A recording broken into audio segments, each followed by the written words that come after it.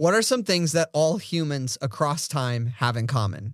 Well, let's see. We all live on planet Earth. We all need oxygen to breathe, along with food and water to survive. And whether we like it or not, we all came from our mother and father. Throughout this month, we'll unravel the complexities of fatherhood on the Live a Meaningful Story podcast. Today, we begin by comparing two films about fatherhood, the 1940s Criterion classic Bicycle Thieves and the critically acclaimed 2006 film Pursuit of Happyness.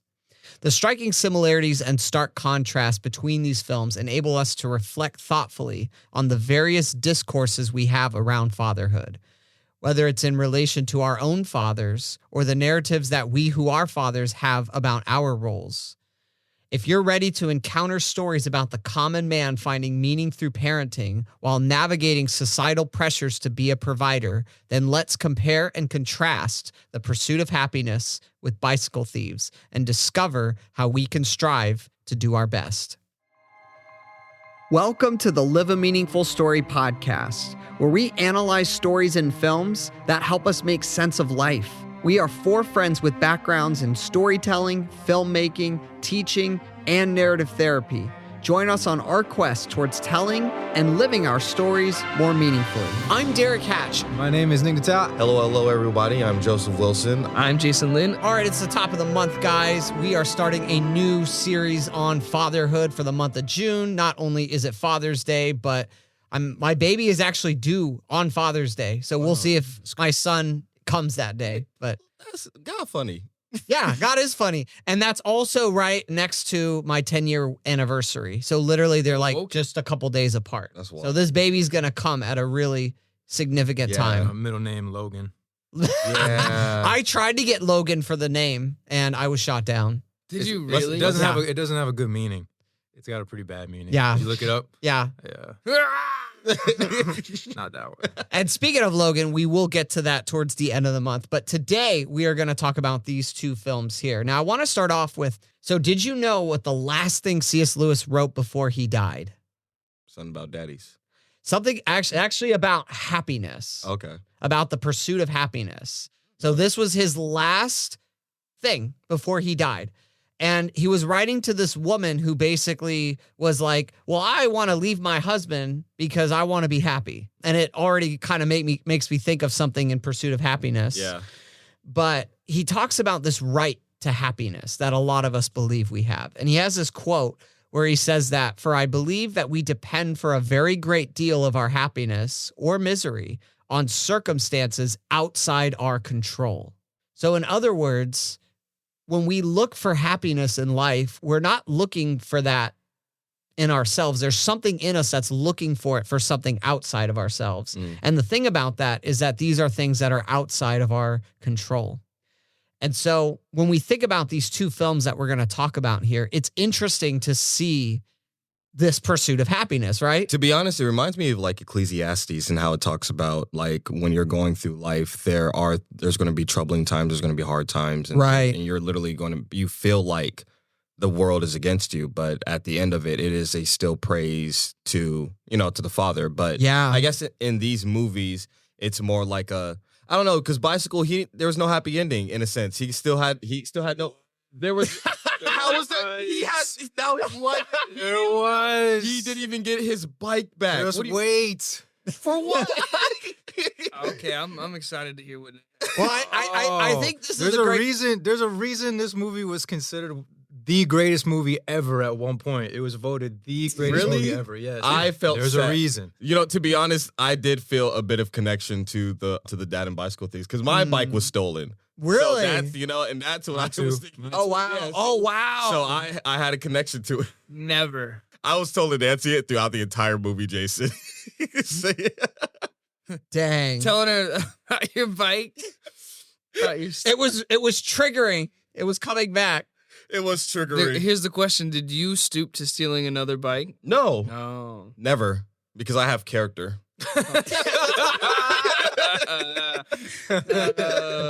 So You Joe, didn't have a family to feed. You're right.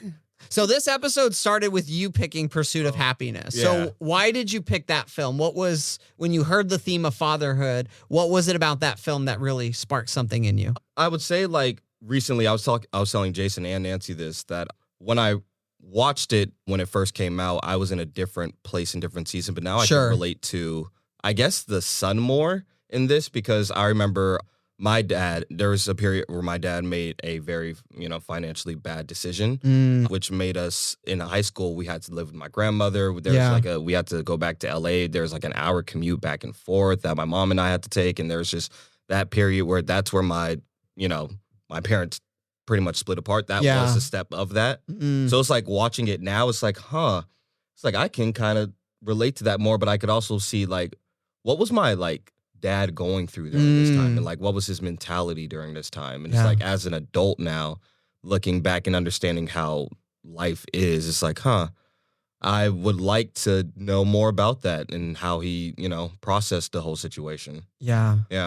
Were you homeless? Were you homeless? We weren't homeless. We were with my grandmother, but more people living in our house. So at one time it was like 8 people, like 2 kids at one point, and like I was in high school. So we're a big family. So like, it was literally craziness. And during that, I do remember like my mom and dad going out, like having like conversations of like about money.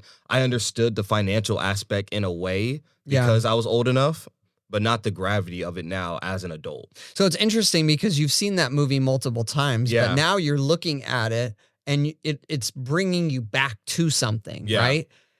So that's really fascinating, because when we get to the next episode on After Sun, that's literally what that movie is doing. Oh, guts. But that's interesting. And when I was watching, I had never seen it before. So this is my first time. And when I watched it, the first thing I thought of was, oh my gosh, like this and Bicycle Thieves, there's a conversation that he had, right? Yeah. The similarities are astounding. Yeah. But also the differences. Yeah. And so that's kind of what we're going to unpack here today. Plus, I know Nick's been wanting to talk about Bicycle Thieves for a while, so it was a good way to get that in. Classic. All right, so I'm going to... Italian. I didn't see the hand waving all movie. And I always thought, no, this is a joke. Like, people say this, but they don't really. And like the whole movie is all of them doing the hand. I yelled out. I was like, "Babe, this is Nick." They're just all. They're all untrained actors. If you guys didn't know, there's not one actor in it that's like it's all people off the street. That's part of what they were going for. That makes sense. I like that. So that's why it's like that extra hyper realism, because they're just me and you out there. Yeah. Yeah. Just me. The whole crowd. I'll try to be out there. The whole crowd just sees one thing that they think is wrong. They don't ask. They're just all like, "Oh, what are you doing? Oh, you can't do that to him." Super moral society. It's like we've never met this boy before, but he's the best boy ever. The whole block chased this man stealing a bike and mobbed him down. But we should go back to that. We should chase people that go and steal things. Maybe they'll stop. No questions. All right, let's do the letterbox real quick for both of these films, and then we'll get into this discussion.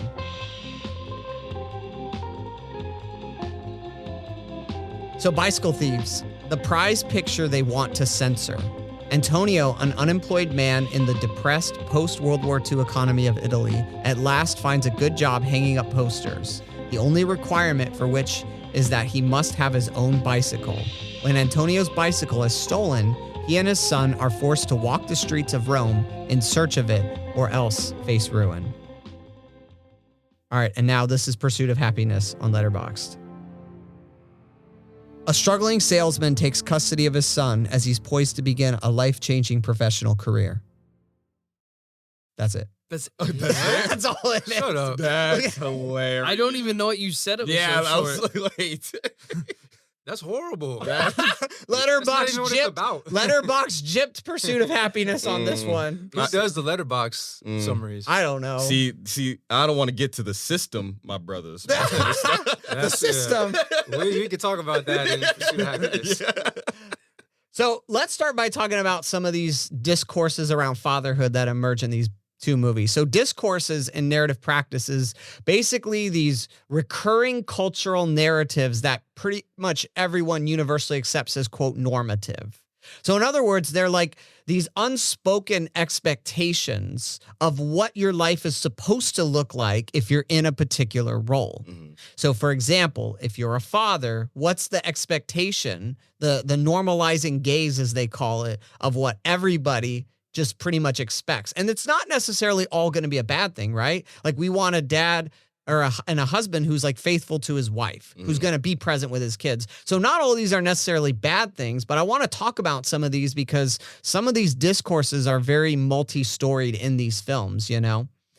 So in Pursuit of Happyness, there's the opening line of, I met my father when I was 28. My son was going to know who his father was. Yeah.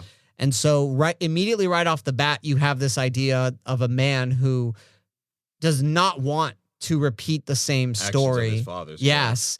And I thought about you right off the bat. Yeah. With that quote. It is literally exactly I think I've heard you actually say that in some way. Not saying that that my dad is horrible or anything like that. You know, I love my dad, and there was a period of time where I was frustrated because I didn't understand the gravity of the situation and things like that. But no, I do love my dad, but there are actions, even with like my biological brothers, there's actions that I've seen growing up that I'm like, I see where that leads to, and I don't want that. Another aspect of it, like, again, not to call my brothers out, but, you know, my brothers have had children out of wedlock. I'm the only one out of my siblings that are male that is actually married and is going to have a child, like, in a marriage. Yeah. So it's like, it's those things that are important to me. Well, you recognize that story of your father and even to your extent your brothers, but you don't want that story for yourself. And it very much reminds me of Chris. Yeah. It reminds me of him because he has that moment where his story is being unraveled and he might potentially lose his son when his wife wants to take the son because she's leaving. And she says, I'm taking him with me. And you see that could blow up. Yeah. That sense of what he wants in life. Yeah. And so what does he need to do to maintain that? And that's what one of these discourses, I think, is the pressure that fathers feel. And even we can even blow this up to an extent to us as men, right? That we have this pressure to want to provide, to want to make sure that that whoever it is, our spouse, our kids, if we're taking care of parents, right? Because that's another side of it, that we're trying to give them the best life that we can and always trying to be the breadwinner. And I know that even for me, there was a little bit of a struggle of realizing that my wife was going to probably make more money than me, you know, being a nurse and just realizing that with my career path, which has gone in ministry and entrepreneurship, like these different avenues teaching, you don't make as much money as that nurse money, right? No, I get that. That was kind of like the same thing with Nancy and I. There was a struggle there because it was like it was more so I know she makes more, or I know that she's more established, so I didn't want to waste her time going after her. So it was more of that than anything. Yeah. And do you ever feel like you have to try, and anyone can jump in on this, but do you ever feel like you have to try to prove that you're bringing enough to the table? There are times, but, you know, she's a reassuring person and she knows that's like, hey, that's not the truth. We're both bringing in. This is a unified unit. You know, we're together on this. So yeah. I feel like when I started my business, I really felt that pressure of I need to prove that this is going to work. Now, obviously, there was never anything that she put on me. Yeah. But again, it's that discourse, right? That's in the background that you need to be making this amount of money and you need to be the one working hard and you know, staying at home with your kids. Like, what? Stay home dad. What? Like, what is that? I think that's more for our type of generation that we were told growing up, because I feel like now this generation's kind of told differently. Yes. But I feel like for us, there was a pressure of when you have to be this type of established to even try to, I guess, try to go forward in a relationship with somebody. Right. Or at least I could say that was kind of my feeling growing up. Well, and I think that's what Chris Gardner in the movie, he's trying to prove. He's trying to prove that, you know, he made a bad investment and he's got to reap the consequences of that, right? Yeah. He's got to pay this off. But at the same time, he knows he's capable of something better. Yeah. And that's why he's striving for this internship here. But Jason and Nick, when you think of these discourses that you see around fathers in our culture and society, what are some that kind of come to mind for you? Well, I think some of the narratives or expectations is that the father, the man, always has to know where he's going at all times. Yeah. Mm-hmm. And sometimes you don't know. And so we see in a lot of these movies that all the dads don't exactly know how to get where they need to go. Yeah. But it seems like the man is always looked to as like the leader, which is true, but always like, you know exactly what to do at all times. Mhm. Yeah. And I think I did look at my dad growing up like that because he was a very strong, I guess, leader. He kind of exuded that confidence, and he made things light, at least to me as a kid. I was young, so the things that were going on in my family actually didn't prove that to be true. But the sense that I got when I talked to him was he knows exactly what to do or what's going to happen or where to go, and you just follow. Yeah. But it didn't always turn out that way. Well, and the dad, I really get the sense in these films that the dad really wants to show that they know where they're going, right? And even when they're struggling in some way, right? How are they showing that? And you want to lead, right? You have this sense that as a father, you want to lead and you want to be that positive example for your child. So I don't think that's like a bad discourse to have. Yeah. But I think there's things that come with that sometimes. Like, for example, I can't show that I'm struggling. I have to stay strong for my family, you know? I want to be the solid rock that everyone leans on. I think what you see in both these films is you see both of the dads, Chris and Antonio, are trying to do that, but there's something internally that's going to implode. There's something that's reaching a boiling point. I feel like that's for all these movies, though. They've all have kept in something. Absolutely. And eventually it does explode in different ways for each of them. But I feel like I wrote down after I watched all these movies, like, if fatherhood takes like sacrifice, like I feel like that at the end of the day, there is a sacrifice to fatherhood in the general sense. Maybe not undoubtedly, manhood, but you know. Well, and let's kind of compare and contrast these two different fathers that we have in Pursuit and Bicycle Thieves. It's interesting that Pursuit is based on a true story, but it's fictionalizing aspects of the story to make it fit neatly into a more, conventional, even Hollywood framework of storytelling. Bicycle Thieves is fictional, but it's made to feel as real to life as possible. It's something called neorealism in cinema. Yeah. And that's what Nick was referring to, where we get real actors, real locations. Yeah. Like everything has to feel as authentic as possible. And Pursuit captures a sense of realism in the fact that the father and son are played by a real father and son. And I think that's the great strength of the movie. That's Jaden. That's Jaden? Yeah, that's Jaden Smith. Yeah. Wow. He's been acting for a long time, or he's been in movies, I guess. So their chemistry, I guess, tiring. Yeah. I think he stopped, or he mentally broke. Yeah, so their chemistry really makes it feel authentic.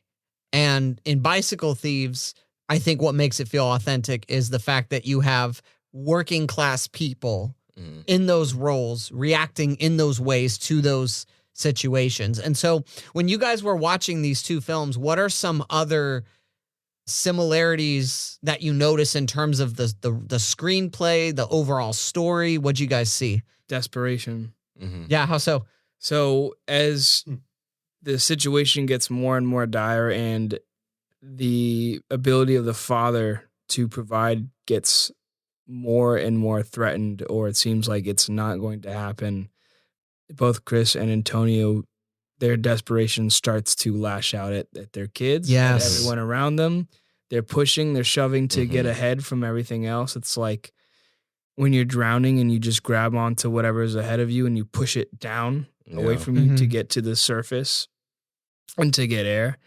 And their patience, their attitude, all these things start to deteriorate. And it's out of fear to not live up to that role. And they're looking for something. They're constantly rushing. Their kid gets left behind. Like Bruno almost gets hit by a car like twice. Yeah. And his dad is just Well, what's his name? I forget Will Smith's character, but he literally Chris, he literally gets hit by a car and he's like, I have to. Yeah, it is interesting. Both movies had someone getting hit by a car. And he was like, almost. They're like, you got to go to the hospital. He was like, no, I got to go back to work. And I'm like, man, that's real. Yeah. That's the craziest way to advertise you got your business. I work it. Yeah. Yeah. Yeah, I think that's a good point, Jason, because they're both struggling with unemployment. and their situation is desperate. They're both about one man getting chosen for a job. In Bicycle Thieves, that takes place at the beginning of the film, and in Pursuit, it takes place at the end of the film. So Bicycle Thieves is like the story of, you've got the job, now what? Will Smith is, how do I even get there to begin with? I thought his bike was going to get stolen when they went upstairs. I thought it was going to start in the beginning of the movie, but literally it happening on his first day, right? I'm like, man.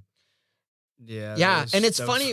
It's funny because they both also have important things that are crucial to their work stolen from them. So obviously it's the bicycle, but then with Pursuit of Happyness, his bone density machine. He spent all his time machine. When that happens, I was like, oh, this is like almost exactly Bicycle Thieves when he's running out of the interview. It's a time machine. This is a time machine. This is a time machine. I need to go back. Well, it's interesting how both of them portray the thieves. Because in Pursuit, they're just kind of these like crazy homeless people who are just desperate, right? Bicycle Thieves has that really interesting moment where we meet the thief and we're going into the thief's house. It just rips you because he is holding on to that lie so hard. And he's got this whole community of people that are like backing him, supporting him. But you start to see how in both those situations, how desperate they are. Like they're desperate almost even more than the protagonist. Because I interpret it as they're both lower in the socioeconomic. Besides that one girl and that first girl that stole it, she just stole it just to steal it. She was kind of trifling. The one that not the homeless person. I feel like the homeless person was more desperate. But that right. Yeah, the hippie girl. She just stole it. The homeless person didn't steal it to sell it. He stole it because he was desperate to go back. He thought it was a time machine. Yeah, that's what I'm saying. But the first girl, she just stole it to be a D. She might have been trying to sell it, but he didn't. She didn't listen. He's like, I can't even sell this thing. Yeah. But one thing that was interesting is that it felt like, and this is a difference, it's not a similarity. Yeah. In Pursuit of Happyness, it felt like everybody had a job except for Chris. Unless I'm not seeing that right. Yeah. Everybody had a job. Everyone was so happy, as he was saying. There's definitely a lot of framing in this movie. The system is definitely portrayed in this movie in a way that it is not portrayed in Bicycle Thieves. Or it's portrayed a little bit differently. In Bicycle Thieves, no one has a job. And what the scene that I really liked was when they had to sell their bed sheets to buy the bike to get the job, and the guy has to literally climb up, I don't know, however many shelves of sheets that were sold for money to go and put them on the shelf somewhere. Like all the families were selling their sheets or exchanging stuff for money, and no one has a job. Everyone's just like clamoring around together. I want to get back to that comment in the system for a second. I was going to say that too, because I feel like even in Pursuit, the system is still portrayed in a way where it's not a down putting. On I forget his name again. Chris. On Chris, I should remember Will that. Smith. On basically. Chris, in a way where it's like you are in this place because you are Chris, if that makes sense. Like because of your Chris, you're Chris. Just say because you're black. People can't hear this. Because you're black. It's more like you're in this situation because of a decision you made. But the people around him in the higher states aren't like, oh, we're looking down on you. They're actually pretty welcoming to him, which is a kind of change in pace in movies anyway. Which I didn't feel like, oh man, the white man putting him down. It's more like this. He is in this state, but the system overall is horrible for these people when people get in situations like this in general. So it's more like that than the white man. Well, then in that description, in this movie's reality, it seems that the only people that make the good choices are white people. Even the people in the homeless shelter, the only ones that make good choice, or the one that doesn't make a good choice, and that one is the white person, and he gets kicked out. So there's definitely a slant towards race in this film. But I took that as it's the time period too. I'll give it that as well. But because it takes place in what, like the early 80s or something like that. And that's definitely. Yeah, things are still. There's one scene that just really, it just kind of like made me like, oh, whoa. Like, there's a scene where I think something bad's happening to Chris, and then just a car full of white people come swerving by laughing. Yeah. I'm like, okay. Yeah. Yeah. Oh, I missed. I do remember that. Yeah. There's so that's the interesting thing about Bicycle Thieves, I think, because it kind of, Bicycle Thieves feels so naked and so raw. That's a good way to put it. Like, it just gets to just the heart of the situation. And I guess you can't say that that's not part of the situation. Yeah. But I think the way it's portrayed in The Pursuit of Happyness, it's more Hollywood. A little bit of a not exaggeration, but there's something dramatization. There's something political. That Hollywood machine. Yeah. And happiness. I get you. Well, and there was a key that I really found to unlock these two films, and that's looking at them through the lenses of wisdom. So there's two different types of wisdom that, typically exist. I know there's like a third way that kind of brings them both together. But the first way, you guys ever heard of conventional versus subversive wisdom? Yeah, you texted about it. Oh, yeah. So conventional. For that, no. So, okay. So conventional wisdom is basically, if you do this, then this should happen. Okay. So like the book of Proverbs is classic conventional wisdom. If you want to live a good life, be kind to the poor, right? Like those kind of things. I think I see where you're going with this. Yeah. With so Pursuit of Happyness. Yeah. How so? What do you see? Cause and effect. If you work really, really, really hard and you study really, really hard and you get through it, you will get a job. No matter your situation, no matter anything, it's just will happen. Go to college, get a degree, get a good job. If you pursue happiness, you will be happy. Well, see, I want to get to the happiness thing in a moment, but I think to what you just said a moment ago about, like, if you do this, get this, you will get this, right? There is an aspect of that is true in people's experiences, right? If you work hard, because there are people who make it, and how did they get there? Yeah. What kind of hard work went into it? So I do think that Pursuit of Happyness embodies that conventional wisdom, something that you might see in like a book of Proverbs. Bicycle Thieves embodies subversive wisdom. So subversive wisdom is more like the book of Ecclesiastes. So you could do all these great things. You can work hard, but at the end of the day, no bike. Yeah. No bike. Right? So there's that section of Ecclesiastes that says, like, there's those who get away with things, and then there's those who are accused of things, and then like the rich on top, right? So subversive wisdom is, well, that didn't work for me. So now what? What sort of wisdom do I find out of failure or out of things not going the conventional way? And I think that's what Bicycle Thieves is wrestling with, because in Pursuit, Chris is playing the game of capitalism, and he's trying to figure out how to make it work so that he can live the best life for his family. Yeah. Which I don't think he's necessarily, it's weird because the movie's called The Pursuit of Happyness, but I think, the definition of happiness is linking the means of work to the ends of providing for his son, using work as a means to do that, and that is what brings him happiness. Yeah. In Bicycle Thieves, Antonio tries to play the game, but he loses. So now what?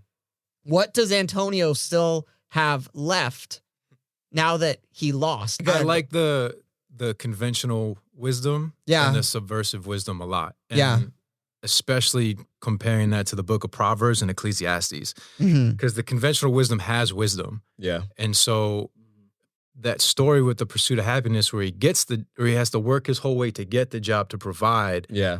For some people, that is so important to get that. And that will like enhance the sense of self, I think, a lot. Yeah. We also, in both of these movies, have scenes where not only are they robbed of things, but they steal something. Yeah. So Chris steals from the taxi fare cab, right? Where he doesn't pay and he tries to run off to get the thief. Yeah. Then we see Antonio in that moment. We're just like, no, don't do it. He steals that bike. And then there's that scene where he's humiliated. Yeah. And there's both scenes of fathers being humiliated by their sons or in front of their sons. I feel like both of those I feel like their low moments are, yes, when he stole the bike, but also when he was yelling out, when Chris was yelling out to whoever owed him money as an apartment. Oh my God. Yeah, just standing out Yes. there. Yeah, yes. just yelling out with his son after like being kicked out of the hotel. I feel like that's a low. Yes. Those are their low moments. Absolutely. It was, or even when he was in a restroom. in the bathroom. Yeah, that's. Yeah. He was in the bathroom In the reminded me cave. of After Sun, but that was probably the lowest moment. Yeah. The pressures of fatherhood that exist in these films, because no dad wants to put their kid in that situation where they're trying to be strong and they're, sleeping in the subway bathroom. Yeah. Or they have to leave early to get to the homeless shelter, right? Yeah. And notice, of course, that Chris doesn't share this with anybody. He's trying to hold it all in, hold that pressure in. And it comes out and it explodes in some of those moments. Yeah. I was here first. Yeah. I was here first. I was like, dang, Chris. Yeah. But then at the same time. White man in his way. Yeah. But he was there first. But then at the same time, there's that really beautiful moment where they're in the bathroom and he's locked. Oh my gosh, I'm going to get messed up talking about this. The scene where he's in the bathroom and someone's knocking on the door and he's just not saying anything. Yeah. He's holding it in. He's got a tear coming down. That to me, that whole section of the movie is where it hit me the hardest. But then there's that scene where they're in the bathroom and he's talking about like being in the cave and he's trying to put a spin on the situation for his son and he's trying to be strong. And the way Will Smith acts that, the way he shows how he's just putting on this to try to help his son, he's genuinely trying. And I know as a father, I've been in those moments too, where things have been really hard, but you have to try to put that positive spin, try to be strong. And that scene that scene hits me. But now let's talk about how do the sons respond to their dads as they're witnessing? Because the both of the sons are picking up on this. They're picking up that something's not right. So how in each of these movies would you say the sons are responding? I feel like in Bicycle Thieves, the son is more active than in Pursuit of Happyness.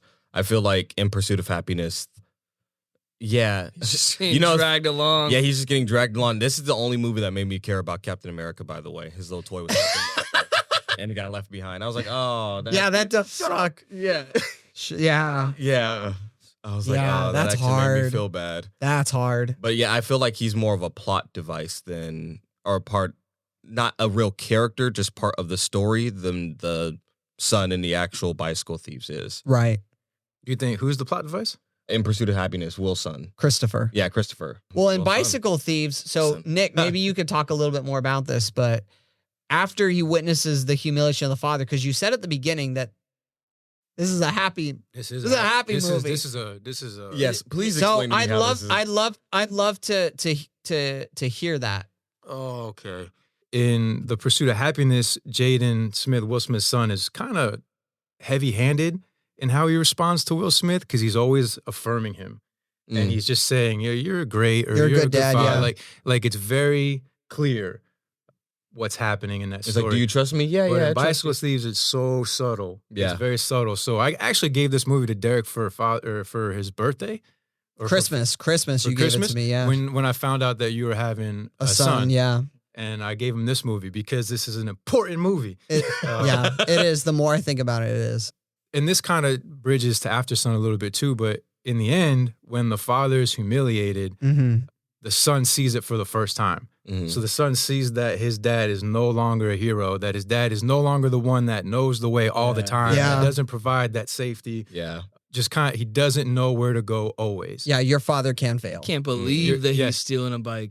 So his son sees that. Yeah. His son sees the lowest moment of his father. In shock. And so what does his son do? He sticks up for him still. Yeah. And is like, stop. Like when the mob surrounds him. Go further than that. So they're walking at the end of the movie and they're both crying. But they're because together. they're both poor. He grabs his father's hand. Yes. That's They're right. both poor. They both have nowhere to go. They both have no images to hold up anymore. They're as Low as they can. They're not low, but they're as real as they can be together, as two people can be. There's no more facade. There's no more trying. There's just nothing but themselves. And the son goes and grabs his hand and acknowledges his father and has compassion. So everything is stripped to a mutual compassion between father and son. Yes. Okay. And so basically, that was the heart of the gift was when that happens, because it will happen. It's going to happen. You don't have to spend your whole life trying to hide it. It's going to happen. And when it does happen, the prayer is that your son grabs your hand and you guys can have a mutual compassion together in your brokenness. I don't really see anything else that could possibly contend with that in father. Like that's what you try to meet in absolutely. fatherhood. Yeah, and you know, both of those, it's the salt. Yeah. Both of those films have the facades coming down. The discourses, the pressures of fatherhood, they all start coming down. And I think there's a scene in each of these that kind of sets that fall up in a way. So one of the things that we haven't shared yet is both of these films have very crucial restaurant scenes, like really crucial. So in Pursuit, they're out at night, doesn't have much money, but he takes his son, Christopher, and they sit at a table. They're going to just act like, you know, they actually have money. Normal thing that people do. And Christopher looks at a table and sees other kids. White kids. White kids. Yes, yeah. It's got to be talked about in this movie. Yeah, absolutely. He sees, as you're saying it, I'm like, oh, yeah. You're watching it from one perspective. Yeah. I'm watching it from another perspective. It's very real. Yeah. So he sees this table of white, probably affluent. Money's not an issue for them. And he's just watching. He's studying. There's maybe even a comparison. You don't even really know for sure what's going on in his mind. But there's that awareness that Chris, the father, has that, we're not there. We're not there. But the fact that his son is staying with him, staying faithful, affirming him as he begins to see his father struggling with that is beautiful. Now, in Bicycle Thieves, there's also a restaurant scene that's really crucial. They go in and they get the mozzarella sandwiches, right? Yeah. Now, in that, what was that? And a bottle of wine. Yeah, and a bottle of wine. You know, do with that what you will, giving the kid wine. That's a whole, that could be a, don't tell his mom. Yeah, that could be a whole other aspect of fatherhood. That's right here. Yeah. That's peak right there. But what's interesting there is, again, you see the son glancing at another family that is dressed better. They're ordering dessert. They're ordering all these. And the dad keeps looking at them and he's like, we're going to get dessert too. Because the dad's kind of might be giving up at this point, but then he's like, you know what? We're going to get that bike back. Yeah. But it's this comparison trap that he's falling into. Yeah. He's like, we have to live up to that, what I'm seeing, because I want to be able to do that, right? He kind of brings it back down, though, because he goes, you'd have to make so-and-so however much money a week to do this, to eat like this. And the kid puts his sandwich down and he goes, no, keep eating, keep eating. And he almost tries to have his son do the math out to see, okay, if we made this much this week. It's still a teachable lesson. Yeah. It's like, we could have had it. We could have it if this is why this is so important. Yeah. That's what I'm saying. I feel like with the kids it shows how, like what Nick said, raw the indifference these movies are. Like you can that's a real conversation. That's a teachable moment that a father would give in that moment. Yeah. I guess there are kids that would be out there like, no, Dad, you're good. It's okay. I love you. But I guess that's not what I experienced. That's what Jaden Smith does, though. In the movie. That's what I'm saying. Like, it's just an affirmation towards Will Smith's character, but but that's not, I guess, real in a sense. Yeah. So he is upset with his dad at a lot of points. Yeah. But he's still trying to affirm him. Yeah. But he's definitely not happy all the time because Captain America, got lost. MIA. Yeah. Yeah, he's internalizing a lot of things as well, like his dad. He's watching his dad do that, and he's learning the same. Damn. Yeah, his dad's real. That's real. Yeah. His dad's like, no, you're probably only going to be as good as me at basketball. And he reaffirms it at the end of that conversation. And also, Bruno got smacked. And it was really nothing that that he did. He's just like, why did blah, blah, blah, blah. And then he smacked him. And then Antonio's putting it on the kid. Yeah. And then he realized once he hears that there's a boy drowning and he's like, that's my son. Yeah. Ended up not being. It kind of brings him back to reality. But both of these kids are really, you know, they're saying these things, but they are internalizing a lot of damage that is coming from the fathers in their desperation. Yeah. Oh, yeah. The egg sandwich scene is one of my favorites, where they both put it in their pocket at the same time. I like that. That was really cool. I wrote that, reminded me of when I used to work with my dad, and we used to go do construction work together. We eat oatmeal in the morning together and then go out to the yard together. So I'm like, oh, that's a little cute moment. Nice little memories. Yeah. Like he clearly wants to be like his father in that. And that's why he's so active. Like his dad's looking for the bike, he's looking for the bike. He's going around and acting without his dad for the same goal. He got the police for his dad. Yeah. So there's a clear admiration, and I want to be like you from the son in this. Yeah. I don't know if I see it that much in Pursuit of Happyness. You guys With Christopher. With Christopher, yeah. Again, that's what I'm saying. He's just kind of dragged along. That's why you're saying he feels like just a plot device. That's literally why I'm saying it. He's like, he's just like, why this? Why that? Because the other son is more of an active character. And the other son, the real life story, by the way, encourage you to look at the differences between the real story and the movie. They're pretty. This movie's basically fiction. Let's put it that way. It's really, really sanitized. It's Hollywood. Really sanitized. But the kid is younger, so I do wonder if that plays a part in it, is that the real life kid is like only like 3. And so maybe that, I'm even thinking maybe it just shows the difference of how a child is learning from his father. And yes, because absolutely. You can't compare the same child, 2 different children, and say they can go through the same thing or learn from the same thing. I guess with Christopher, he, like Derek said, that kind of made me think about, like, he is internalizing all this. Like his dad is internalizing all this. That's what he's learning from his father.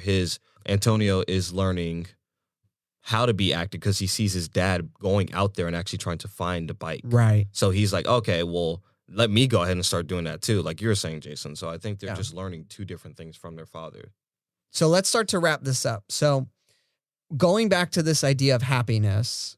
So the Greeks had this idea of happiness, that happiness is not like pleasure or what you can do for yourself. It's fulfilling your purpose, finding your purpose, fulfilling it, and helping other people to flourish. And this theme of happiness is going to be something that, you know, when we think about fatherhood and what that looks like, it'll be interesting in the other 2 episodes how that will unpack. I tend to agree with that definition, right? You don't want to aim for happiness. You want to aim for purpose, for sacrifice, right? For these things. And happiness is a byproduct of it.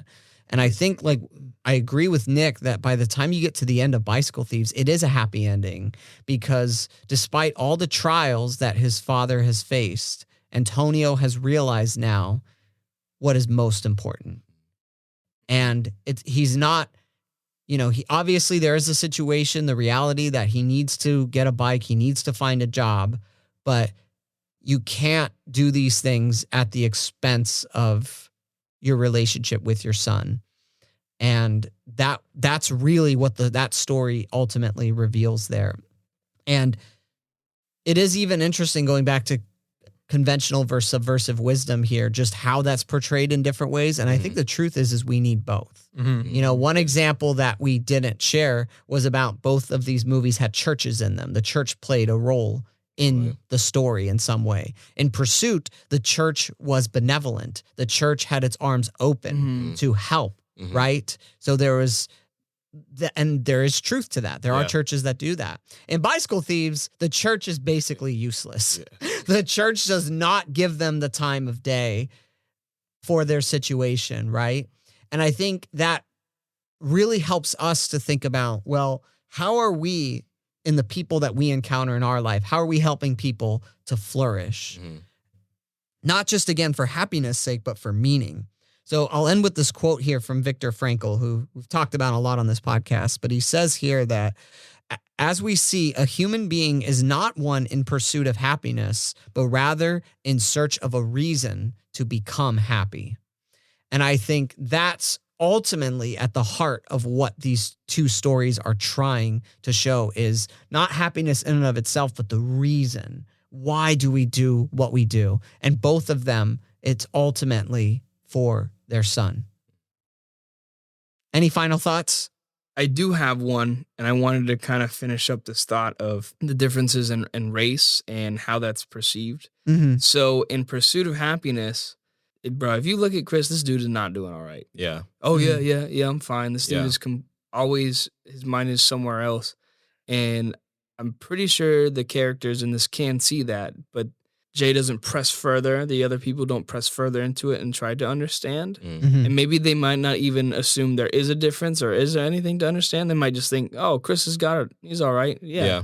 People just have it. And Chris doesn't let them in either. Yeah.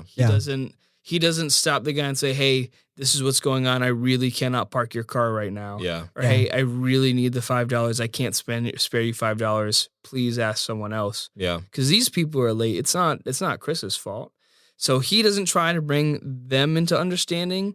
They don't try to enter it. And part of me wonders, would that have put him in jeopardy? I don't know. I don't.